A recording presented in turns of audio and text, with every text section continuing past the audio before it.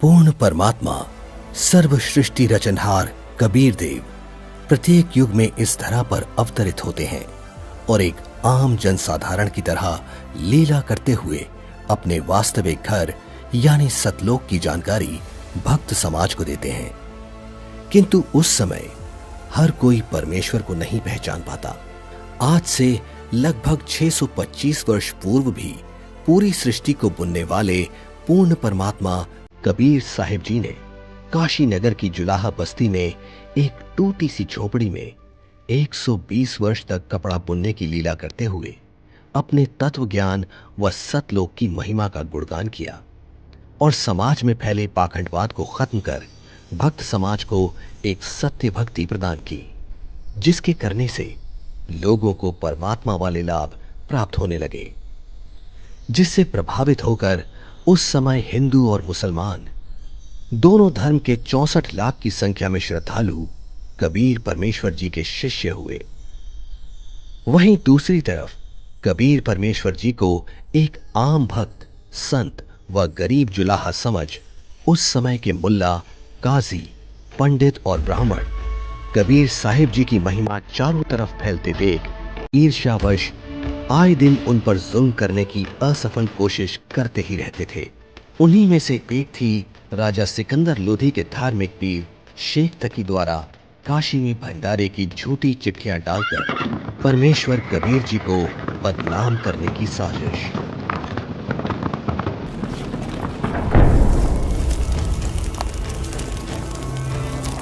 इस कबीर ने तो हम सभी का जीना हराम कर रखा है। हमने उसे मारने की कितनी बार कोशिश कर ली, लेकिन वो हर बार किसी न किसी तरह बच ही जाता है। अब नहीं बच पाएगा। अब की बार मैं ऐसा पैंतरा फेंकूंगा कि उसे काशी छोड़कर भागना ही पड़ेगा। ऐसा क्या सोचा है पीर जी? पास आओ।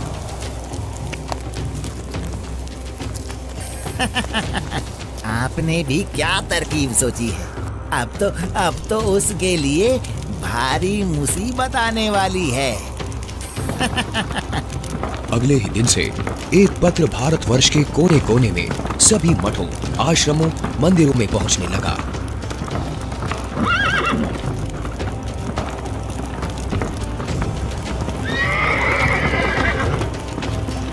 पत्र में लिखा था, मान्यवर कबीर सेठ पुत्र नूर अली अंसारी जुलाहों वाली कॉलोनी काशी शहर में 3 दिन का धर्म भोजन भंडारा कर रहे हैं, जिसमें सर्व साधु संत आमंत्रित हैं।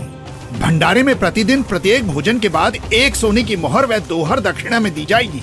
भोजन में लड्डू, जलेबी, हलवा, खीर, दही बड़े, मालपुए, रसगुल्ले आदि आदि सब मिष्ठान खाने को मिलेंगे। साथ में सूखा सीधा भी दिया जाएगा। सभी शिष्यों को बता दो, भंडारे में सभी को चलना है।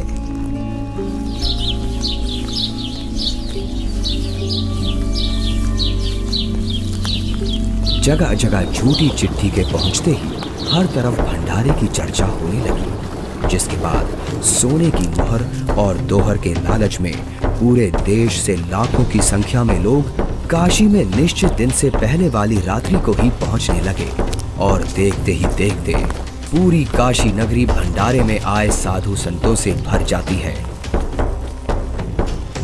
अरे भक्तों, आज इतनी भीड़ कैसे लगी है? तुम किस नींद में सोए हुए हो? तुम्हें पता नहीं यहाँ काशी में कबीर नाम का सेठ 3 दिन का भंडारा कर रहे हैं, जिसमें प्रत्येक भोजन के साथ 1 सोने की मोहर व दोहर भी दी जाएगी। आपको कोई निमंत्रण पत्र मिला है? हाँ, ये देखो चिट्ठी। ये जरूर किसी की बदमाशी है। मुझे जल्दी से गुरुदेव को सब बताना चाहिए। गुरुदेव, गुरुदेव, गुरुदेव। क्या हुआ रविदास? गुरुदेव, आज तो अपनी काशी छुटेगी। उन दुष्टों ने तो हद कर दी। आपके नाम की झूठी चिट्ठी बंटवा रखी है कि कबीर सेठ पुत्र नीरू 3 दिवसीय भंडारा करेगा, जिसमें प्रत्येक भोजन के बाद खाने वाले को 1 सोने की मोहर और 1 दोहर भी दी जाएगी। अच्छा, और अब उस झूठी चिट्ठी को लेकर लाखों की तादाद में लोग भंडारे के लिए आए हुए हैं। रविदास, आज तो सारी सीमाएं पार कर दी हैं उन नादानों ने। मैं गरीब आदमी, मेरे पास तो अपने परिवार के लिए ही मुश्किल से अनाज होता है। इतने लोगों को मैं कहाँ से भोजन खिलाऊंगा? आप अंदर से दरवाजा बंद कर लो और कोई भी आए तो खोलना मत। जब कोई नहीं मिलेगा तो थक हार कर अपने आप वापस चले जाएंगे। गुरुदेव, ये नकली धर्म के ठेकेदार रोज आपके खिलाफ कुछ ना कुछ षड्यंत्र रचते ही रहते हैं। कोई बात नहीं रविदास, जैसे तैसे आज का दिन और निकाल लेते हैं। रात को निकल जाऊंगा मैं अपने परिवार को लेकर कहीं दूर। तंग आ चुका हूं मैं इनके इन रोज रोज के कारनामों से। मैं बोलता सच्चाई हूं और ये समझते उसको निंदा है। आ जाओ रविदास, बैठ जाओ। दोनों भगवान को याद करते हैं। आपत्ति के समय उसी को याद करना चाहिए। वही सबकी लाज रखते हैं, हमारी भी रखेंगे।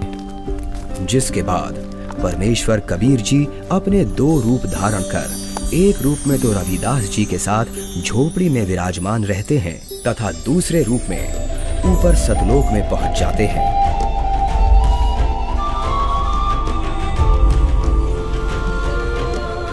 जहां असंख्यों बैल उनका इंतजार कर रहे होते हैं, जिनके ऊपर टंगे झोलों में भंडारे के लिए टेंट का सामान और पका पकाया भोजन, लड्डू, जलेबी, कचौड़ी, पकौड़ी सब लदा हुआ है।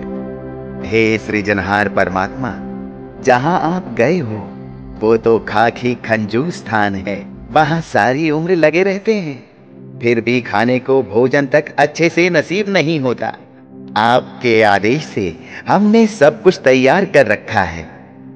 परमेश्वर कबीर साहिब जी वहां खड़े अनंत कोटि बैलों में से केवल 9 लाख बैलों को और सेवादार रूप में वहीं की कुछ हंस आत्माओं को लेकर एक पल में सतलोक से चलकर काशी में प्रकट हो जाते हैं।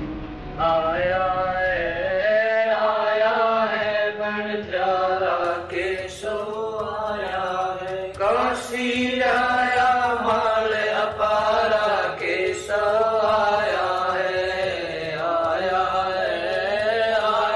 है बंजारा केशो आया है। 9 लाख बोडी बड़ी विशंबर, 9 लाख बोडी बड़ी विशंबर, दिया कबीर भंडारा केशो आया है, आया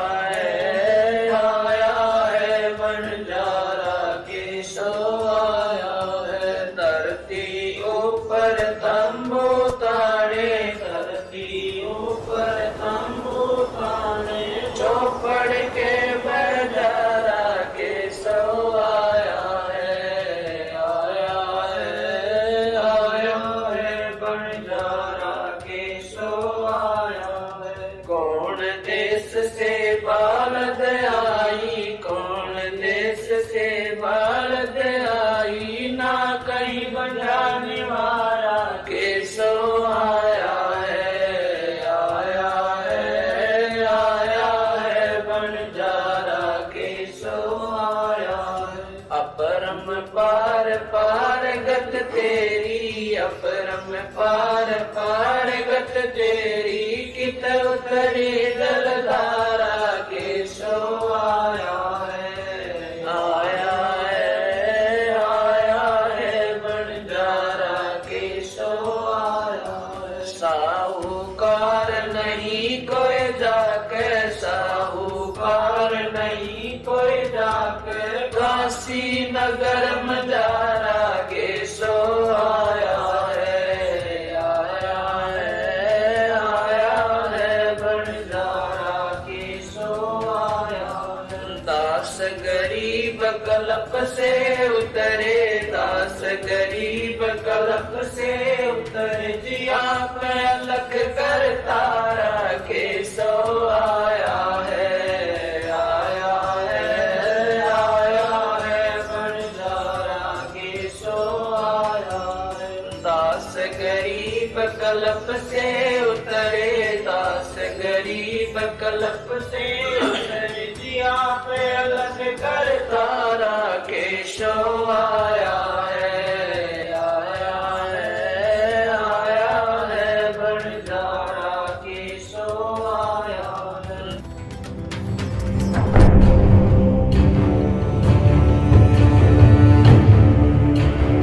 राजन, आपके गुरु का निमंत्रण आया है भंडारे का, आप चलेंगे नहीं क्या? गुरुदेव भंडारा करें और मैं न जाऊं, मैं अवश्य चलूंगा। काशी चलने की तैयारी की जाए। देखते ही देखते काशी शहर के चौपड़ के बाजार में परमेश्वर की दया से भंडारा शुरू हो जाता है। ऐसा स्वादिष्ट भोजन, वाह! जो खाता वो गुण गाते नहीं थक रहा था। सब्जी, पूड़ी, लड्डू, जलेबी, कचौड़ी, पकौड़ी, दही भल्ले, खीर, हलवा आदि जो कोई कुछ भी पकवान मांगता वो उसे खाने को मिल रहा था। और चिट्ठी में लिखे अनुसार प्रत्येक भोजन के बाद सभी को एक दोहर और एक सोने की अशरफी भी दी जा रही थी।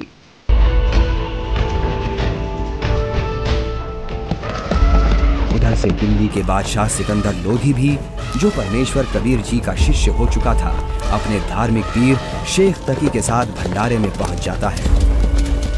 अरे ये क्या हो रहा है? ये भंडारा कैसे चल रहा है? भंडारे में परमेश्वर कबीर साहिब जी की जय जयकार सुनकर जहां शेख तकी ने सोचा तो था कि कबीर अपनी झोपड़ी छोड़कर भाग गया होगा और लोग उसको गाली दे रहे होंगे, किंतु उसके विपरीत भंडारा चलते देख शेख तकी के तो तन बदन में आग लग गई। हे भक्तों, कबीर साहिब जी किधर हैं? कबीर साहिब जी का तो मालूम नहीं, किंतु उधर सफेद तंबू में एक व्यक्ति बैठा है, वही भंडारे की सारी व्यवस्था किए हुए है।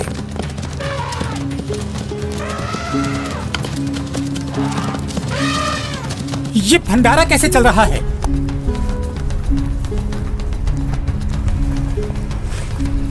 कौन हैं आप और कबीर जी से क्या नाता है आपका? मैं एक बंजारा हूँ और कबीर जी मेरे पगड़ी बदल मित्र हैं। उनका संदेश मेरे पास गया था कि एक छोटा सा भंडारा करना है, थोड़ा सामान लेते आइएगा। और भंडारा चल रहा है। 18 लाख आदमी भोजन कर रहे हैं, ये इसे छोटा सा भंडारा कह रहा है। कबीर जी कहाँ हैं? वो क्यों नहीं आए? हे राजन, उनका दास जो बैठा है, उनको तकलीफ उठाने की क्या आवश्यकता? आप भोजन ग्रहण कीजिए। नहीं नहीं, भोजन भंडारा तो मैं गुरुदेव के दर्शनों परांत ही करूंगा।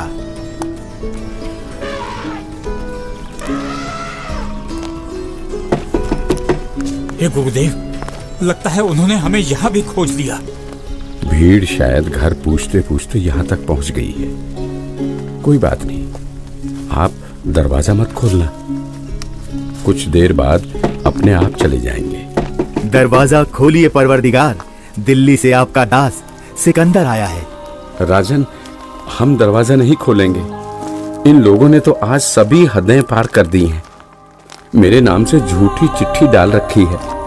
मैं कैसे निकलूं बाहर? इस बनारस में कोई सेठ भी मेरा ऐसा जानकार नहीं है जो मुझे पैसे उधार दे दे। मैं तो बड़ी मुश्किल से ताना बुनकर अपने परिवार का पालन करता हूँ। इन लोगों ने मेरा जीना मुश्किल कर दिया है। बस आज रात होने का इंतजार है राजन। रात होते ही मैं अपने परिवार को लेकर कहीं दूर चला जाऊंगा। है परवरदिगार, आप मुझे नहीं बहका सकते। आप ही अल्लाह अकबर हो। आपने देखो वहाँ क्या रंग लगा रखे हैं। एक बार दरवाजा खोल दो दाता, दास आपके दर्शन करना चाहता है। खोल दो दरवाजा।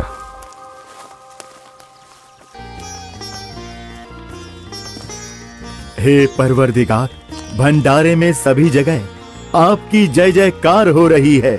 हर कोई आपके दर्शन करना चाहता है। दया करो परवरदिगार, दया करो।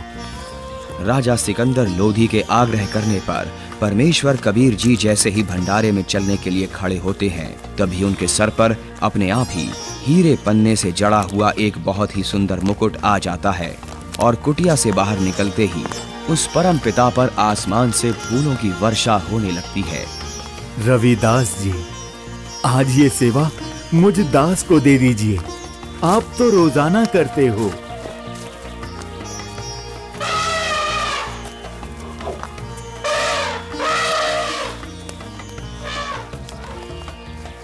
इनमें से कबीर जी कौन है? जिस पर बादशाह सिकंदर लोधी चवर कर रहे हैं वही कबीर हैं।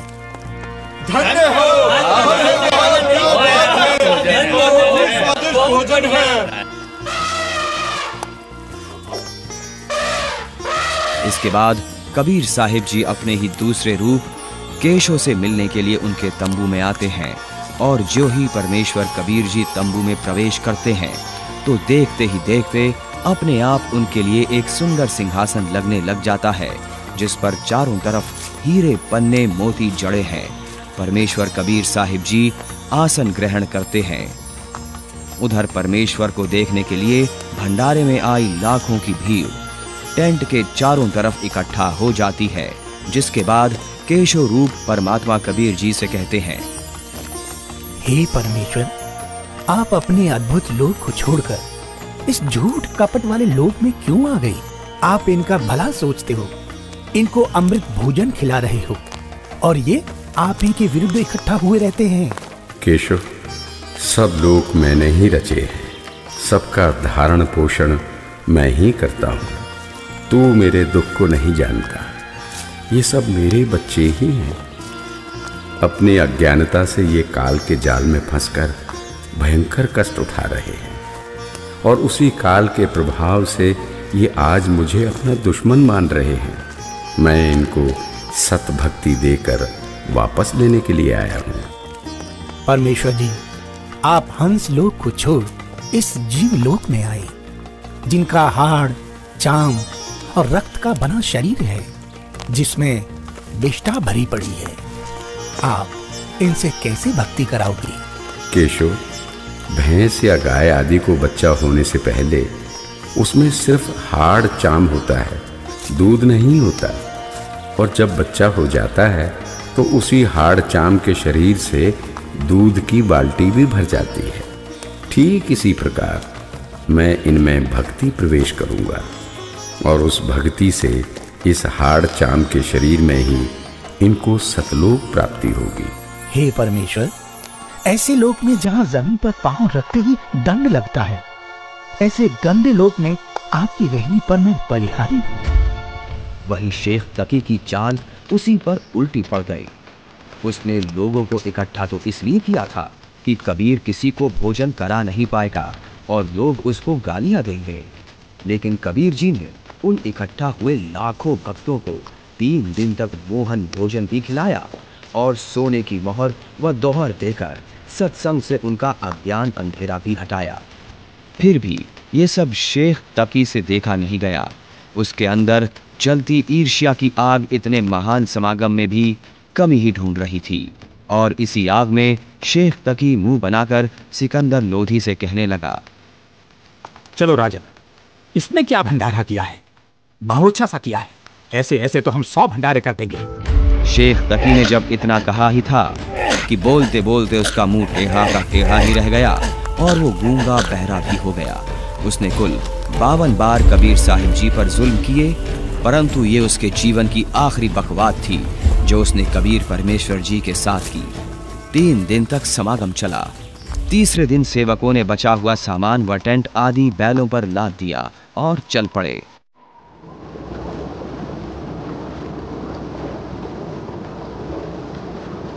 गंगा में पानी ज्यादा है, इसे अभी पार नहीं किया जा सकता।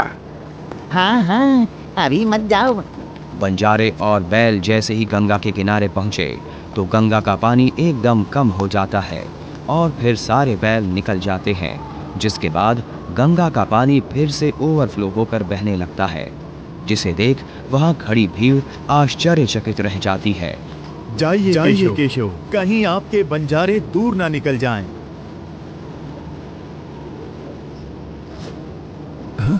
ये क्या? कहाँ गए बैल, कहाँ गए बंजारे? राजन, जहां से आए थे वहीं चले गए। इससे पहले कि सिकंदर इस बात को समझ पाता, उसी समय केशव भी कबीर जी के अंदर समा गए। सिकंदर दंग रह गया। रोते हुए कबीर परमेश्वर जी के चरणों में दंडवत की। बंदी